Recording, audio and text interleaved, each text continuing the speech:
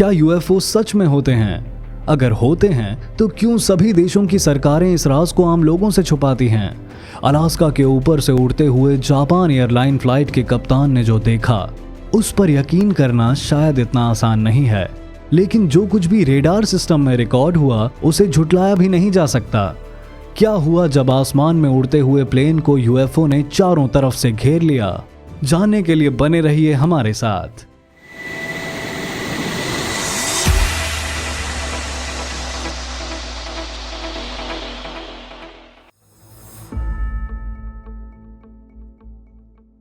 नवंबर 1986 Paris से Tokyo जा रहा जापान एयरलाइंस का प्लेन अलास्का के आसमान से गुजर रहा था। फ्लाइट नंबर 1628 बोइंग 747 सीरीज का ये कार्गो प्लेन था जो बोजोलेस वाइन की डिलीवरी करने के लिए टोक्यो जा रहा था। आसमान बिल्कुल साफ था और प्लेन ईस्टर्न अलास्का के रेक्याविक और एनकरेज शहरों के बीच में उड़ान भर रहा था।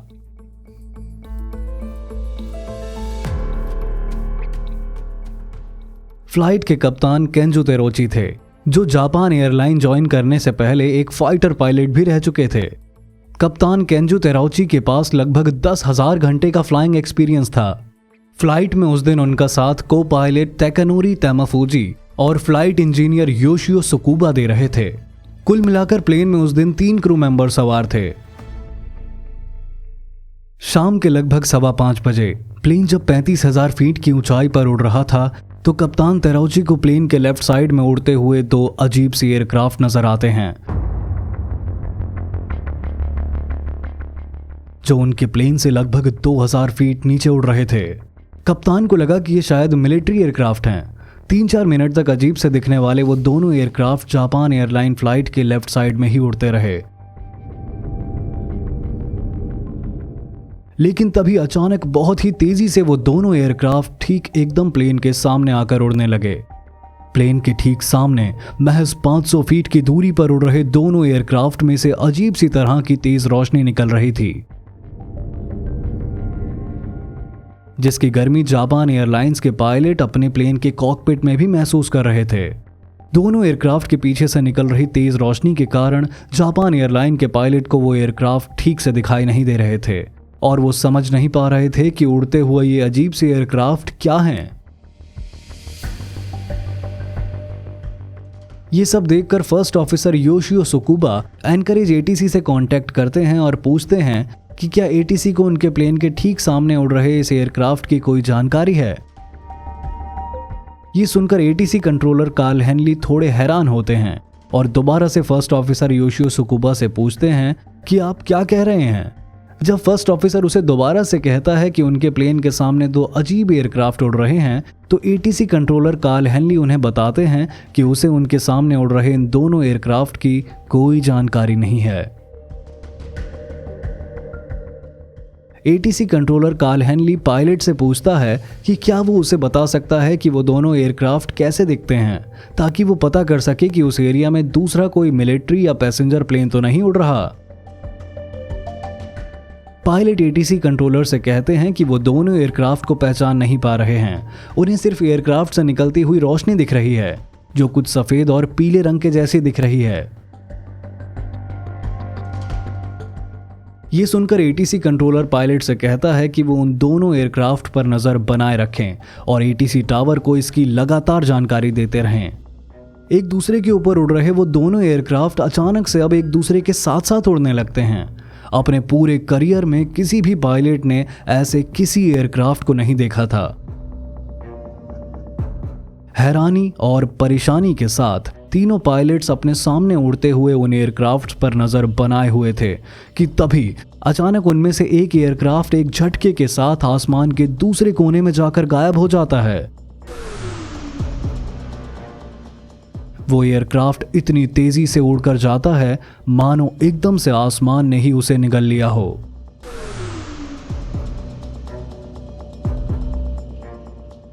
पायलट्स अभी अपनी आंखों पर यकीन करने की कोशिश कर ही रहे थे कि दूसरा एयरक्राफ्ट भी उसी तेजी के साथ आसमान के दूसरे कोने में जाकर गायब हो जाता है। हैरानी के कारण तीनों पायलट्स के मुंह से कुछ भी नहीं निकल रहा था। और वो बस एक दूसरे की तरफ देख रहे थे और मानो एक दूसरे से पूछ रहे थे कि क्या ये सब सच है या कोई सपना। सावधानी बहुत ही जरूरी है, फिर चाहे वो हवाई यात्रा हो या आपके घर की सुरक्षा। इसलिए हमारे आज के वीडियो के स्पॉन्सर हैं D3D security system and CCTV camera. अब चाहे आप ऑफिस में काम कर रहे हो या कहीं विदेश यात्रा पर हो, अपने मोबाइल फोन से आप अपने घर और परिवार को कभी भी लाइव देख सकते हैं।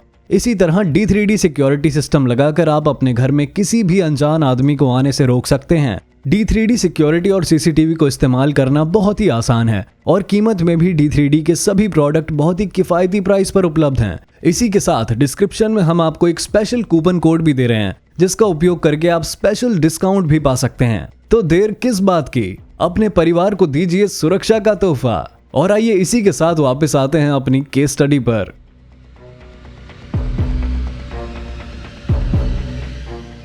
पायलट्स अभी तक दोनों एयरक्राफ्ट के बारे में सोच ही रहे थे कि तभी कप्तान को एक तीसरी रोशनी दिखाई देती है, जो उनसे लगभग 14 किलोमीटर की दूरी पर पड़ रही थी। पायलट्स ATC टावर को उस तीसरे एयरक्राफ्ट के बारे में बताते हैं, लेकिन ATC कंट्रोलर पायलट से कहते हैं कि उसे ATC रेडार पर अभी कोई दूसरा एयरक्राफ्ट दिखाई नहीं दे रहा। कप्तान ATC कंट्रोलर को बताते हैं कि यह तीसरा एयरक्राफ्ट साइज में बहुत ही बड़ा है। जापान एयरलाइंस के पायलट को अब बहुत घबराहट होने लगी थी और वो किसी भी हालत में उस बड़े से UFO से दूर जाना चाहते थे। इसलिए कप्तान ने ATC टावर से अपना रूट बदलने की इजाजत मांगी। कप्तान ने ATC कंट्रोलर से कहा कि वो हेडिंग 240 डायरेक्शन में मुड़ना चाहते हैं ताकि वो जल्दी से जल्दी इस UFO से दूर जा सकें। मौके की नज़ाकत को देखते हुए ATC कंट्रोलर ने तुरंत इसकी इजाजत दे दी।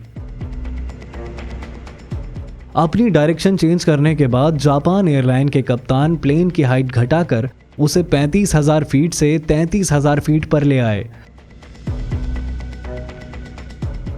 लेकिन वो UFO अभी भी उनका पीछा कर रहा था।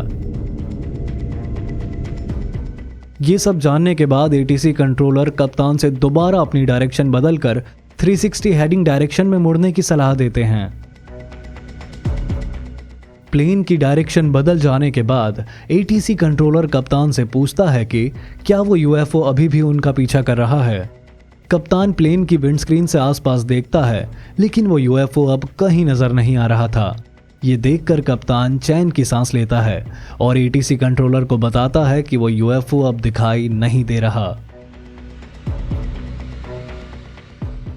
लेकिन पास से ही एक एयरफोर्स स्टेशन का रेडार जापान एयरलाइन का पीछा करते हुए उस UFO को डिटेक्ट कर लेता है।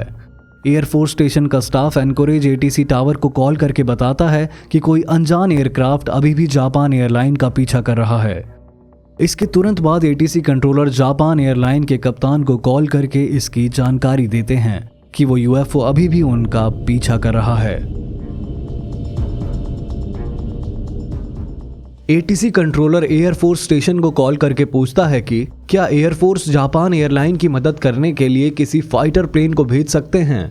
Air force station staff ATC controller से कहता है कि वो जल्द ही अपने हेडक्वार्टर में बात करके जापान एयरलाइन के लिए मदद भेजने की कोशिश करेगा।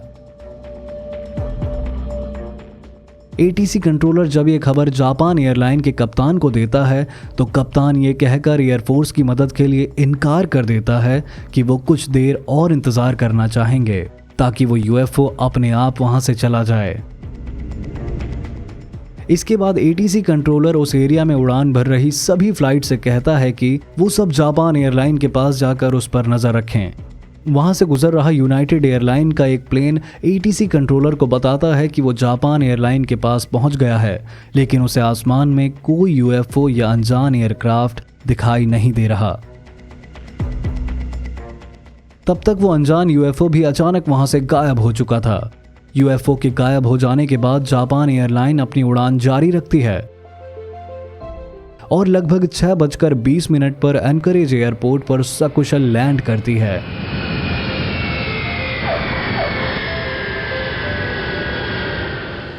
इसके बाद तुरंत ही खबर दुनिया भर के न्यूज़पेपर और टीवी चैनल्स में फैल जाती है।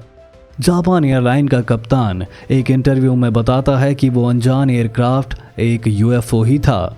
जापान एयरलाइन की परमिशन के बिना कप्तान का मीडिया में यूएफओ की जानकारी देना एयरलाइन को पसंद नहीं आता और वो तुरंत ही कप्तान को पायलट के रोल से हटाकर डेस्क जॉब पर लगा देते हैं। हालांकि कुछ सालों बाद कप्तान केंजो तेरोची को दोबारा पायलट की जॉब पर वापस ले लिया जाता है।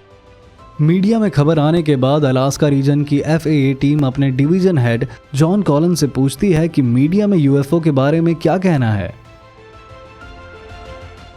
जॉन कॉलिन FAA अलास्का से कहते हैं कि वो अभी मीडिया से इस बारे में कोई बात ना करें।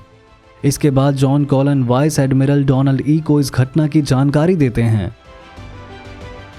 वाइस एडमिरल डोनाल्ड ई इस घटना से जुड़े हुए हर सबूत जैसे radar image, plane voice recording इत्यादि की जांच करते हैं और FAA से कहते हैं कि वो मीडिया में इस घटना से जुड़ी कोई भी जानकारी लीक ना करें।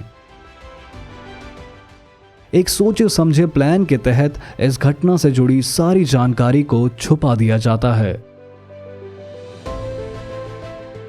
इस घटना के बाद दोबारा भी 2 बार पायलट्स के द्वारा यूएफओ देखे जाने की खबर आई।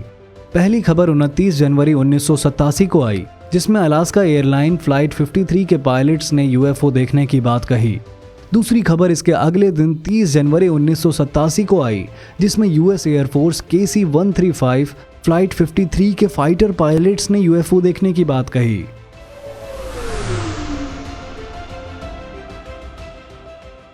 इन सब घटनाओं में कितनी सच्चाई है और क्या सभी देशों की सरकारें जानबूझकर कुछ छुपा रही हैं? ये तो हम नहीं कह सकते, लेकिन हम सब यही उम्मीद करते हैं कि अगर इस दुनिया से बाहर भी कोई दुनिया है तो वो हमारे दोस्त बने, ना कि दुश्मन।